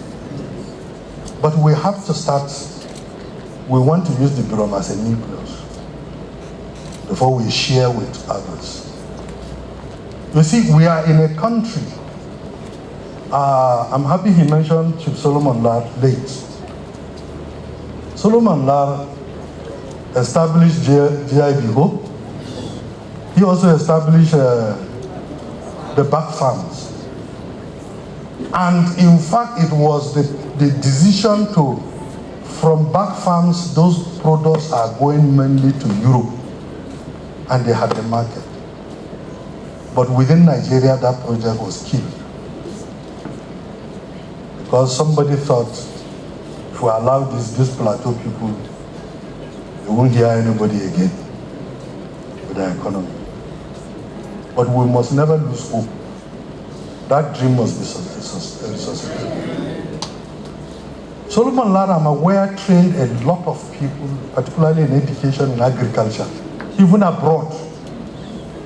Unfortunately, they are all retired now, and everybody is seated, folding their arms, waiting for the next administration to give them appointment. Those who did agree, not one of them is stealing 1 hectare of land. And now this is what is contributing to the tension in Plateau State that has become a tribal issue. Because if I don't get promoted, I will go and tell my Berom people, it's because I'm Berom. The Tarok man means I will say because I'm Tarok. This is unnecessary tension because we need to move our communities. In fact, if we plan it well, if you tell a graduate, come, he will not want to go. You will be begging people to go for a government job. Deputy Governor-elect, as soon as you people are sworn in, Darajang imported cassava processing equipment, and they are still wasting in containers. The totality of them arrived. Because I was part of the team as an economic advisor that went to Brazil, to the place where those equipment were manufactured. And if that industry was put in place, Plateau can export a lot of things. You will get pharmaceutical starch, you get industrial starch, you will get gari, you will get ethanol, and a lot of things. And we will not be beggars to anybody. Those things are still there. Please, please, remind your principal. Because we need to engage with you. even these ones that the last contributor spoke about, tin mining that is destroying the land. Yes, it's because government has not deliberately taken action. It's because government has not deliberately taken action. Professor Ochekwe, I hope he didn't run away after speaking about that. I want to challenge you today to continue and possibly accomplish what a friend of mine, a late friend of mine, started. Let's get Gwamhe Felix Pamto. By the time I came back home, not long after I became Bongo, he was already liaising with a company in the UK to explore the possibility of making baby foods with chilies, making biscuits, and so on and so forth. That is value addition. And we had the opportunity of going to that industry with him in London. But the dream died with Felix when he passed away. There has been no follow-up. Maybe you can do with chilies what you are doing with VAT.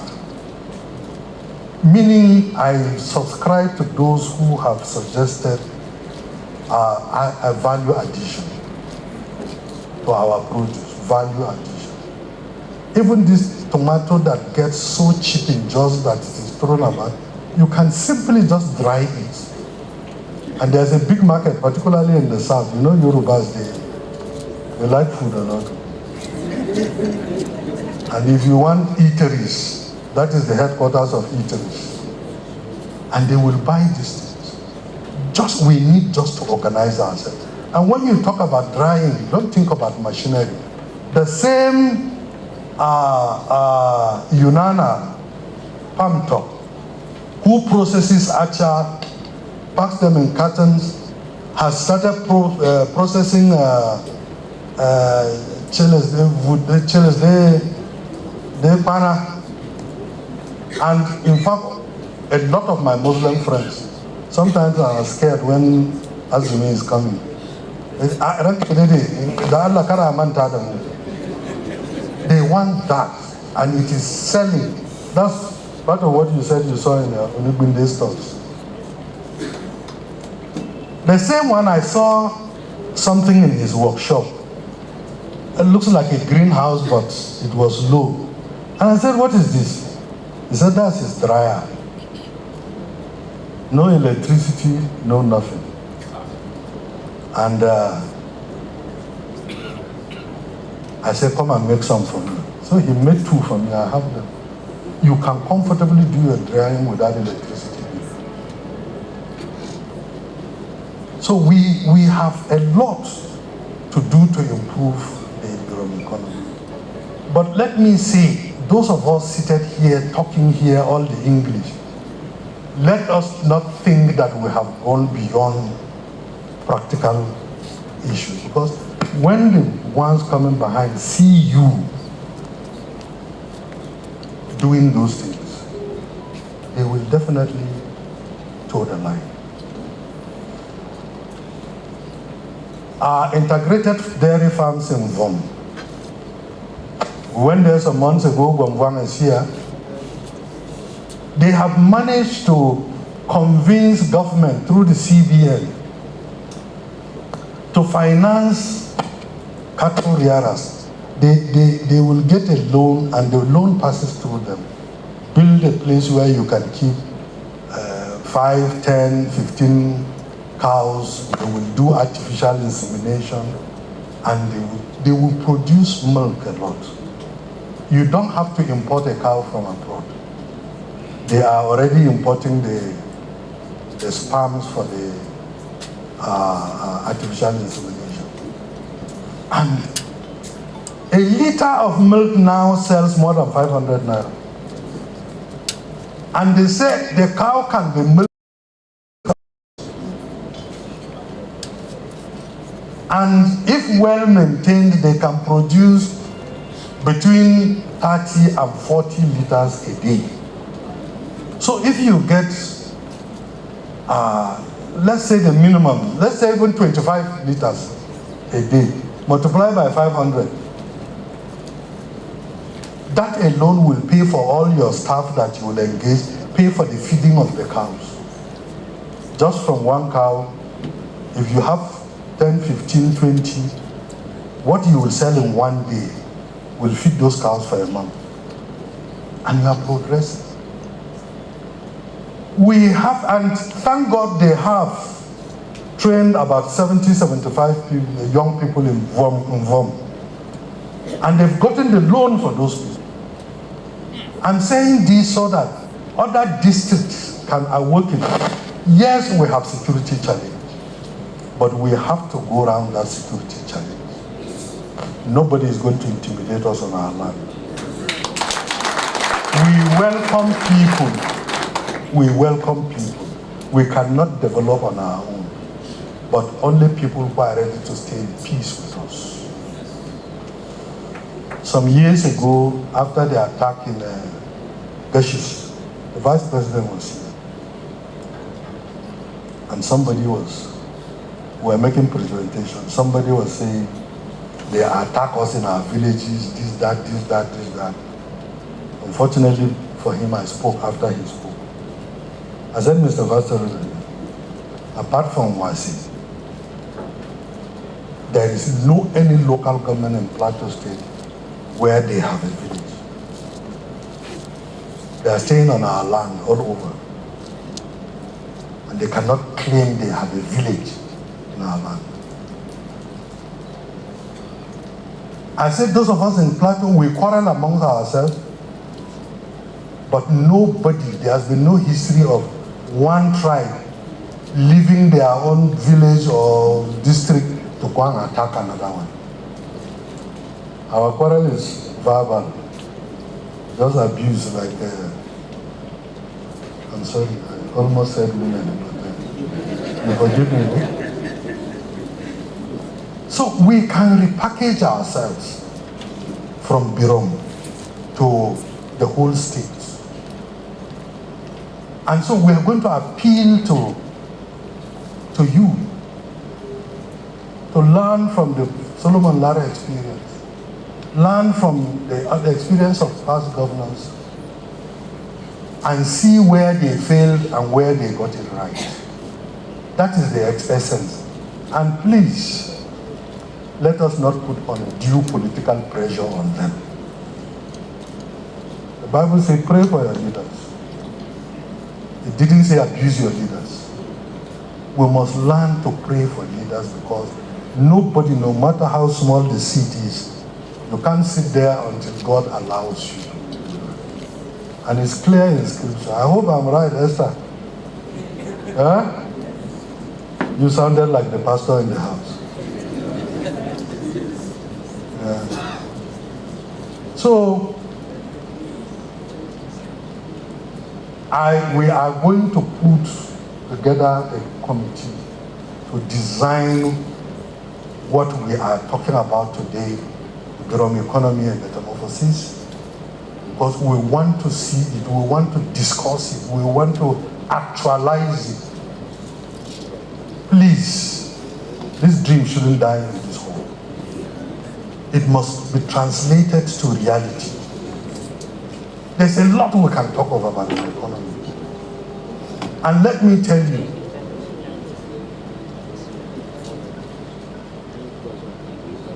the economy is of a bigger, economic security is of bigger value than physical security.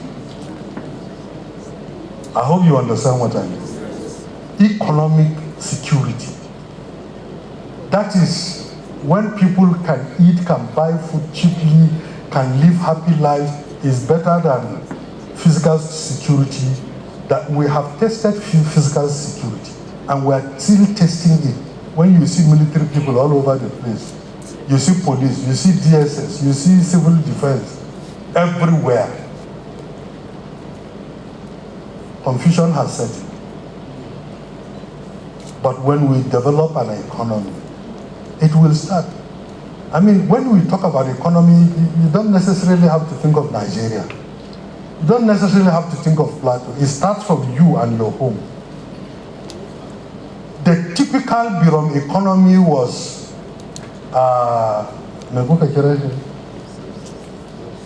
subsistence economy. The Berom never had a market anywhere. I challenge anybody. So you feed your family, he feeds his family, he feeds his family, and so on. If perchance you run out of acha before the next harvest, you can go to someone who has. You don't buy. He gives you on loan. And there is no interest. Shit never massacre. Uncle. That you know mokoto te shit ya mokoto veye. You just return the quantity that was loaned to you. That is the Berom economy. And that is why when tin mining came in, the Berom man didn't participate from the beginning. Because he thinks, if I work for you, you pay me, what will I do with the money? He has no market to go to. So he rather withdrew to continue farming to feed his family. Continue hunting, and all that. You alluded to the fact that the Berom were serious hunters. Maybe that is why almost every Berom name is actually the name of an animal. So we have started today. I hope all of us will take a covenant to contribute one way or the other in developing an economy. And not just make noise about it. Let us put heads together. Those of you here, whether you are a pastor, a professor, Yusuf, since you left revenue mobilization, I have not seen you. Huh? And then Professor Mrs. Shah, I guess I'm seeing you for the first time too. I can forgive Ezekiel, but as an adopted Berom man, you must belong. We want to appreciate your acknowledging the Berom and what they've contributed in your life. It's payback time now. So, please, my appeal is that we pray to God to give us the heart to actualize what we've discussed today. So for the betterment of our economy must not rest on beer selling only, which is the vogue in Berom land. Women sell beer only. The men go from one girlfriend's house to another, drinking, not caring about children. We all have a responsibility for raising our children. We're crying of post-school, we're crying of drugs and everything. It is our fault as parents.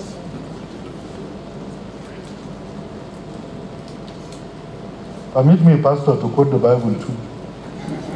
Train up a child in the ways of the Lord, so that when he grows up, he will not depart from it.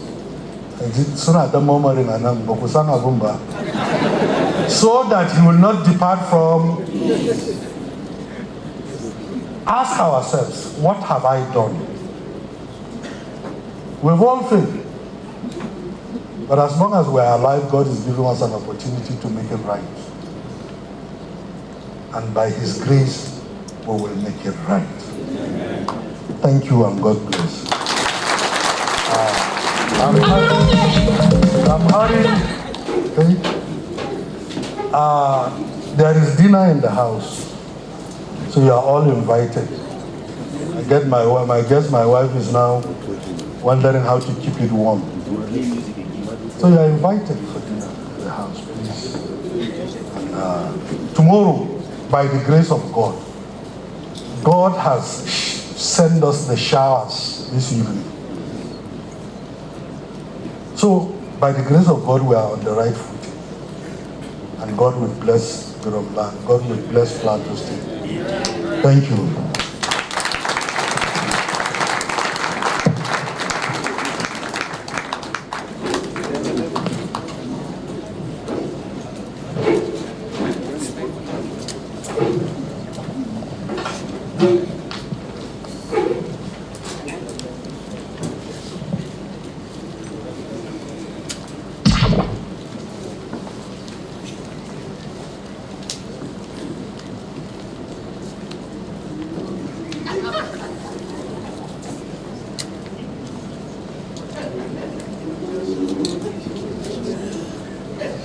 So, Orofin, Uruguay, Daravo.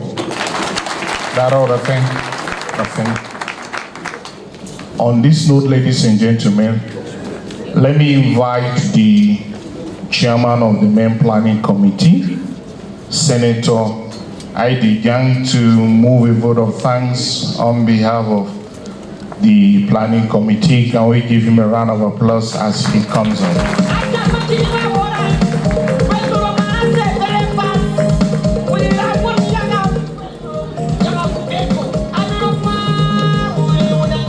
Your Majesty, Ibongom Jos, our royal fathers, Her Excellency, Deputy Governor-elect, National and State Assembly, members, our elders, members of the main planning committee, and all of us that have found time to be here.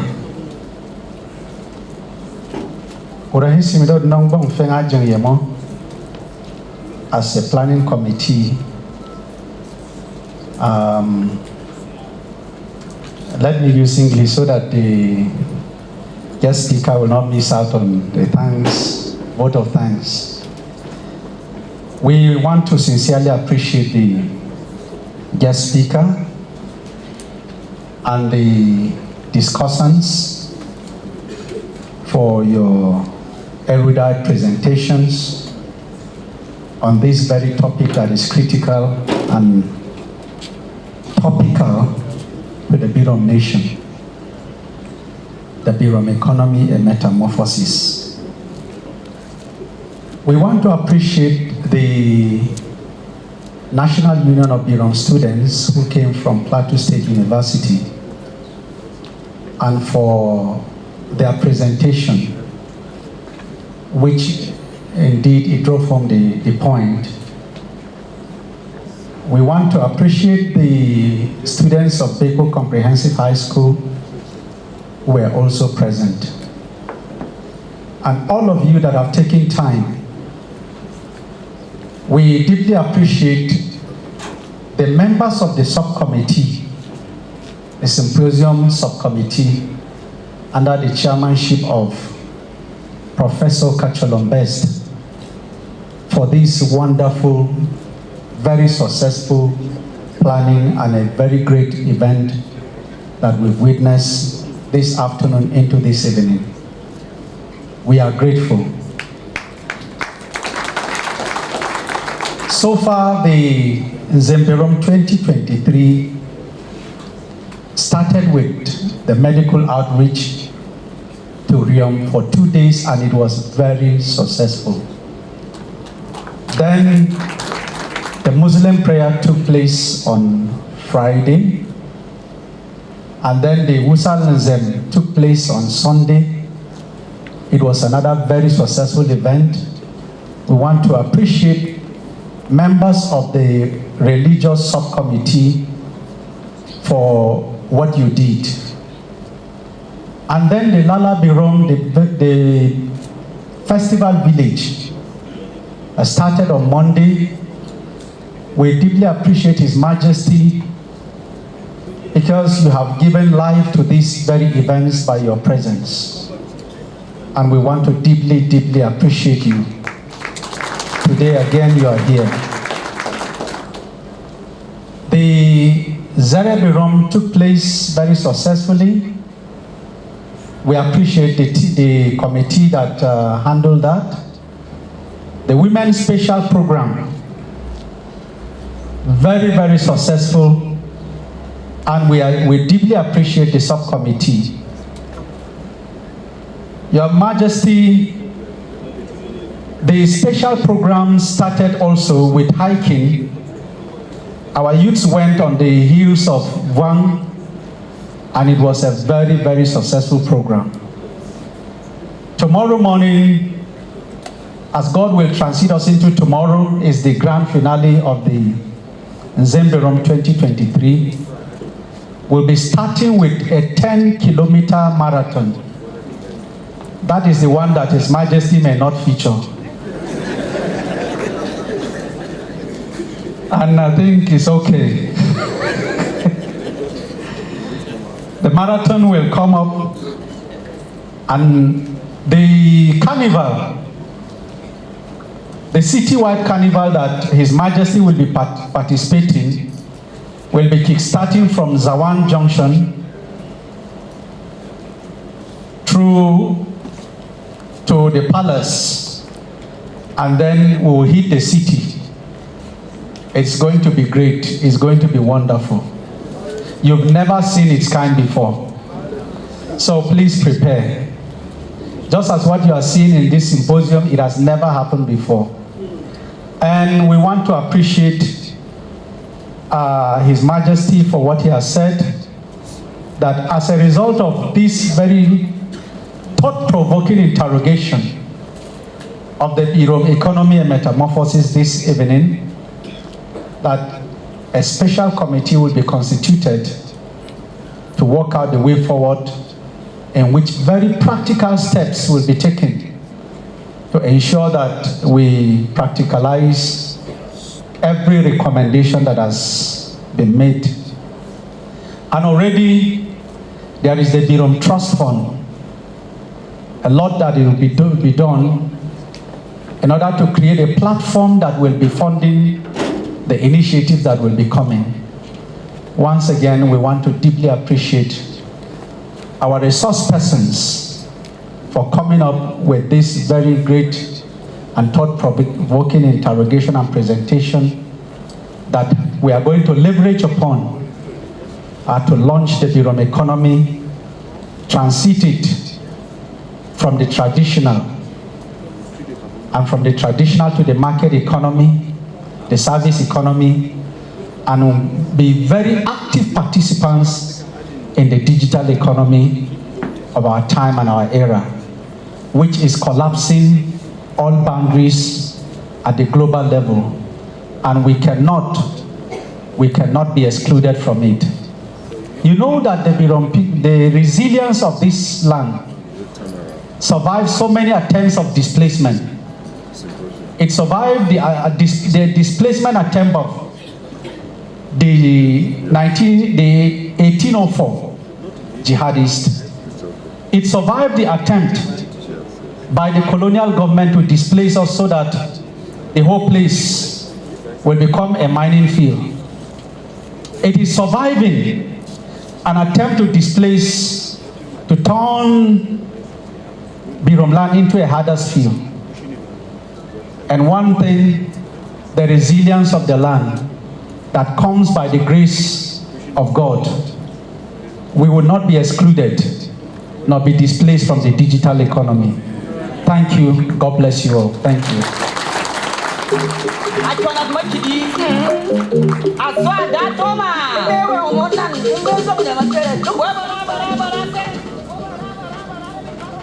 Sorry, please. There are students from Film Institute. I've just been told, I wasn't aware. We deeply appreciate your presence. And also students from College of Health Technology, VOM, or is it Zawan? Zawan, we appreciate your presence. Thank you for making our day a success. God bless you all. Thank you. Thank you, the chairman of the main planning committee, Urafeng. I have a small announcement from the National Union of Berom Students of the University of Jos. They will be having their cultural day on the 2nd and 3rd of June 2023, and they will launch a magazine, and they also have their Zere. Thank you very much.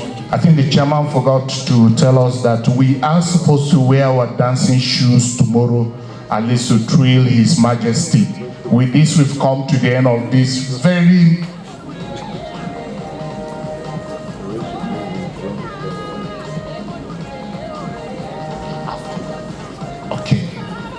we've come to the end of this very memorable event. By the grace of God, I'm sure the frontiers of this discussion will continue.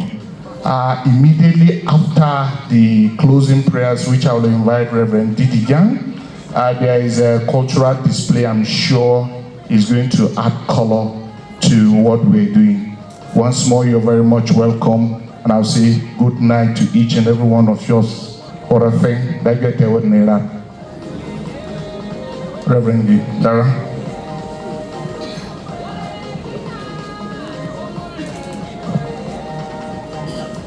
Thank you. Udrawon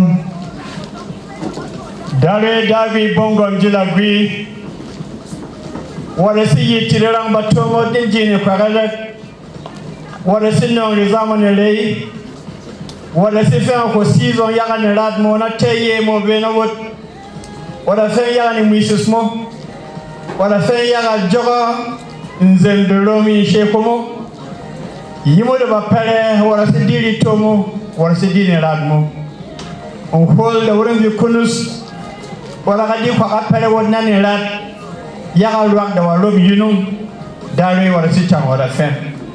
What I say Yaga Radmo, what I say Yaga Tomo, what I say Yaga the mad, but no one high you know. Dari Warasika, one in Lomot Nabare. Gwen no what body that take care as in a can or a Yaga will be room. What's around up a down? Body damot. Da bongom jos da si bare bin tebe madu hak na bi gwe torong bi gwe ben twil pie de bin ra na ni zabi mat wen da babo ye koso ya ga na bi torong pie de bin veme ya ga le nuye ndi welro da be wara si tan wara fe wori si ka gasa hol wangi ne lomot hol kasir ko simi tigna ko timi shara ko jumbat ni ken. Now we will tell Chogomo, Yaga Joga the baby Ramwa, Dawe will be known as Amanade. Be Kenneth, Nane Lord the baby was a yin con the Tiritu, Vay ye loving Bagat, Gian Jibugomo. Chongo Nane Ladmada, Tignakaye, Tevara Yunum, Tevaranela. Teongo Yagawarawan, Pio Mangi is out when we used to Christian was Seward. To our thank the national anthem, please. Sorry, I said artifacts after the national anthem, please.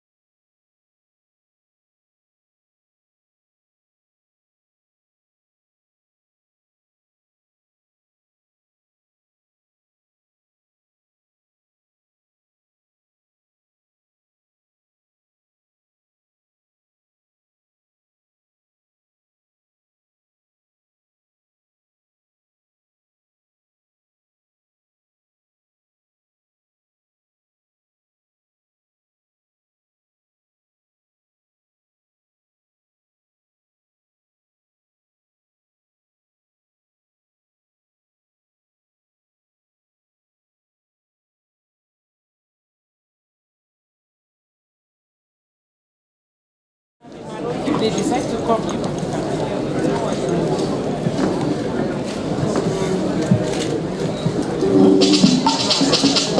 Yes, come, let's break down in African dialects.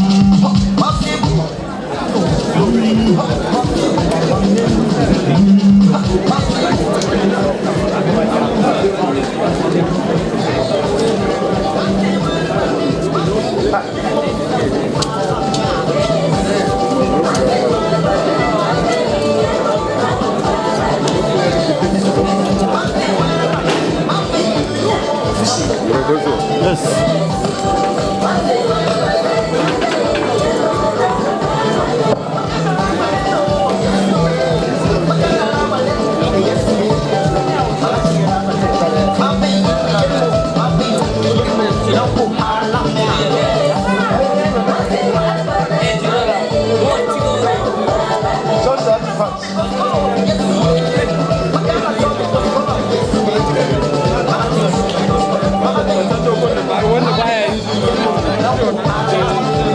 Metamorphosis.